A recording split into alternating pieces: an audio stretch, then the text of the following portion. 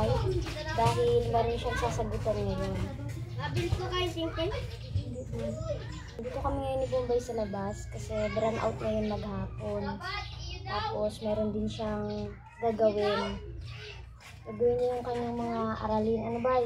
Marami ka nang nasagutan? Alam niyo po wala siya sa mood kasi kakasumpong niya lang. Nasagutan si Bombay. Pero ito ba wala pa itong sagot? Asan na may sagot mo ito? Meron na ito? Ayan. Linag ko yung unang niya, pagsagot niya, unang araw. Ang ibig sabihin ba nito, gagayahin mo daw yung 0, lahat yan, pupunuin mo ng 0. Tapos pupunuin mo ng 1. Tapos kabila na naman. Ayan. Ito pambata naman yung kaya laktawan mo na ito na yung sagutan mo. Bilangin mo kung ilan yan. Tapos ito. Bilangin nila, tapos dito ang sagot. Alam mo na. Gaya nito, 1, 2, 3, 4, 5. 1, 2, 3, 5 plus 3. Ilan? 8. Dito mo lalagay yung 8, ganun. Ayan, start mo na yan. Tapos dito, ang ilalagay mo, bilang lang. 1, 2, 3, 4, 5. Kung ilan sila. Dito sa taas, yan ilalagay. Yan. Sige na, sulatan mo na, umpisahan mo na. Ito na lang. Ito wag mo na itong gawin kasi number lang naman yan. Ayan. Andito po kami ngayon sa labas kasi run out, sobrang init sa loob, tsaka ang dilim. Magbibideo kami. Tsaka gagawa siya ng kanyang takdang aralin kasi araw-araw yan. Meron siyang 1 oras, pero kapag natapos yan ng maaga, kahit hindi pa 1 oras, so pwede na siyang mag-cellphone, kahit pwede na siyang lumabas. Ayan, habang busy si Bombay, ayan, nakita niyo po itong mga nasa gilid ko, ayan. Mga damit ko po to, i-empake ko po. Wala yan ba, huwag mo na yung pansinin. Oo. Gagayahin mo lang yan, 0 lahat. Gayahin mo, ito 1 lahat, gayahin mo, ganun lang. Itong may kasi kung susuratan mo lang talaga kung anong mga nakasurat ng mga number. Oo, gagayahin mo lang. Diba po? Back to back to topic. Ayan. Dahil may mga damit dito, i-empake ko po ito, mga damit ko to, ilalagay ko na siya sa bag kasi naglilipat kami sa kabilang bahay. Ayan, para ready na. Ang oras na po pala dito sa amin ay, anong oras na ba? 9:30. Ayan, kami pa lang ni Bombay yung gising. Nakalinis na ako, nakasaing na, nakahugas na. Tapos na, magluluto na lang ako ng ulam mamaya. Bakit?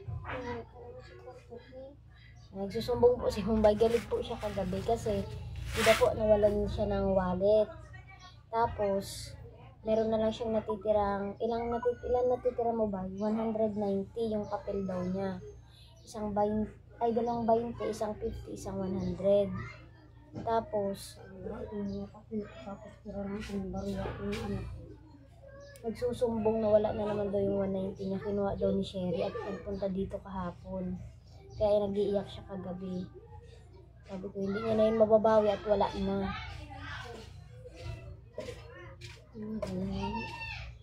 Hindi ko sa kwarta, sinasabay na ako kay Tom. Gusto na daw wala na ako.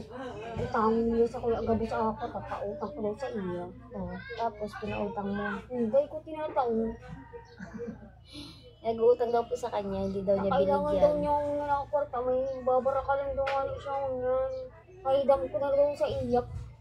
Utang ko daw nga siya. Bukman wala lang ako sa mga papel ko lang. Yung mga barya naman ang natira. At wala na nga po si Bombay pera, 190 na lang kasi mga barya niya. Nawala po bagay yung wallet niya. Kaya kagabi po, nag-iiyak naman siya. At nawawala naman nga daw yung pera niya.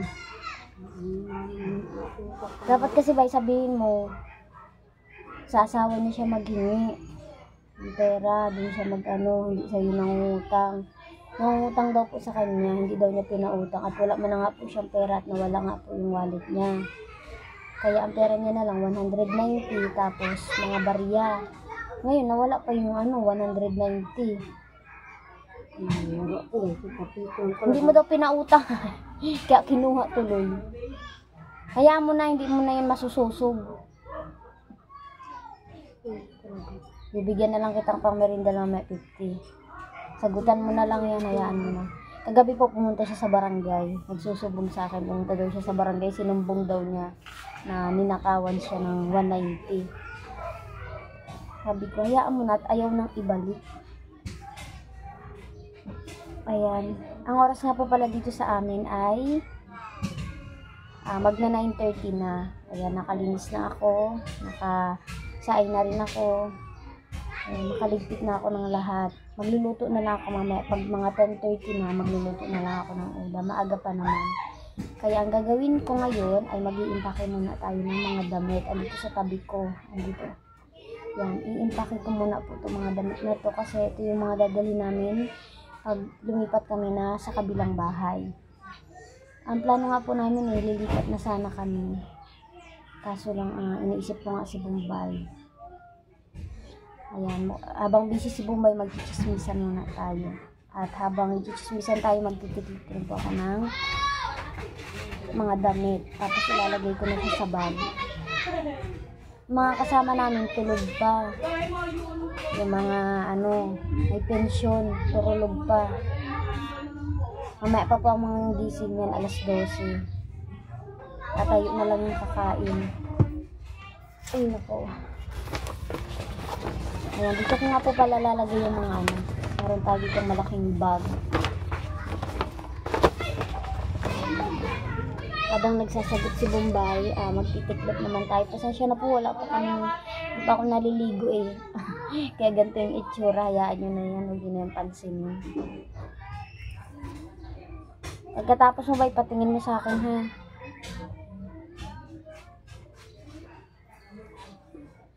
Mga kasama namin tulog pa. Mamaya pa ang gising ng mga senyorita. Araw-araw po yan ganyan. Pagkagabi, anong oras matutulog. Pag umaga, anong oras din gigising. Wala nang nagagawa.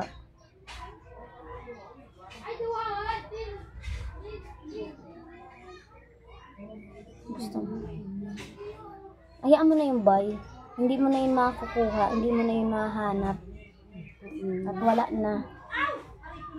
Sa mga nagtatanong nga po pala, ayan, 6 months na po ang aking tiyan. Medyo malaki na po siya. Ayan. Malaki na. Ina-impake ko na itong mga gamit kasi si Raymart nagagalit na sa akin. Kasi sabi niya, di na tayo sa bahay. Kasi nga po, narurugado ako dito. Pasan ko na lahat. Sa bahay, sa gastusin, sa gawain.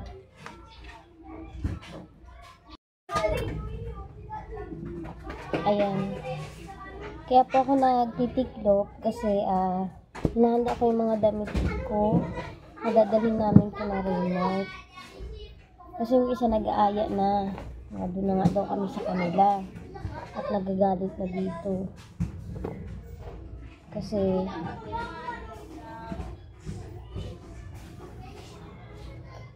mga asama na daw. Hindi na nagkikilos. Sa akin na nga daw po lahat. Hindi naman nag-iirintindi. Alam niyo po ba, sa loob ng isang buwan, kailangan meron ako 7,000. Yung 7,000 na yun, sa gamot lang ni Bombay, sa wifi, sa ilaw, sa tubig.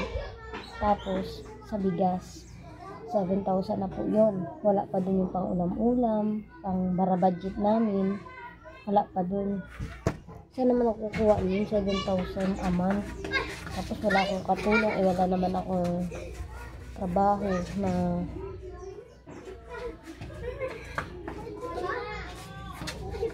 araw-araw. Kaya po,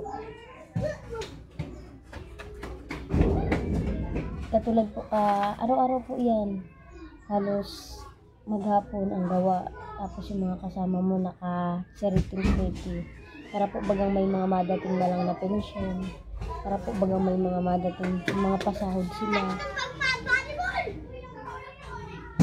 Kaya sabi ni Raymart, habang maaga, turuan mo. Hayaan mo silang magsarili. Kasi yung si Papa naman po, dapat na makakalaya na siya nung nakaraang buwan. Kaso lang, nasa Hall of Justice na po siya. Naabot po siya ng cut-off ng oras. E di ang ginawa, in-schedule na naman po siya ng another 1 month. Kaya wala po akong balita kung ano yung balita din at hindi pa man po ako nakakapunta. At malayo nga po ang ano ni Papa, ang kulungan. Kakapagod. Kaya ayan, ninahanda ko yung mga damit ko na dadalhin doon. Kasi po naisip ko, paano pala kung hindi ko pa uumpisahan ngayon? Ba, uumpisahan ko pag nanganak na ako. Tapos, hindi din sila nagkikipilos. Sabi ko po, ako nung high school pa ako, nagdidiskarte ako kapag wala akong pambaon. Alas 5 pa lang, gising na ako, napunta na ako doon sa teacher ko, nalinis na ako ng bahay. Tapos pakalinis ko ng bahay, napunta na ako ng school. Malinis ako ng school.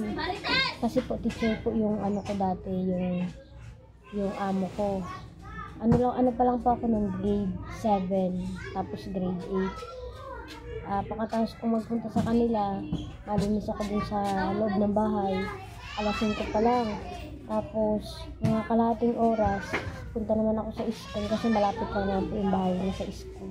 Malinis naman ako school. Malinis ko ng school, uwi na ako, maasikaso na ako pagpasok. Ganun po yung ano ko dati. Pero sila ngayon, kain, tulog, walang gawa. Pag gawin mo, mahugasin mo, parang buong ano na nila yun, gusto nila tig-isang gawa lang. Sabi ko hindi naman pwede yun. Kasi po, kapag hindi ako dyan nagluto, talagang walang kakainin. Kapag hindi nag-intinding maghugas, talagang yung mga hugasan, talagang nasa hugasan lang. Kahit abutin pa ng isang linggo dyan, kung hindi nila papansinin, talagang wala.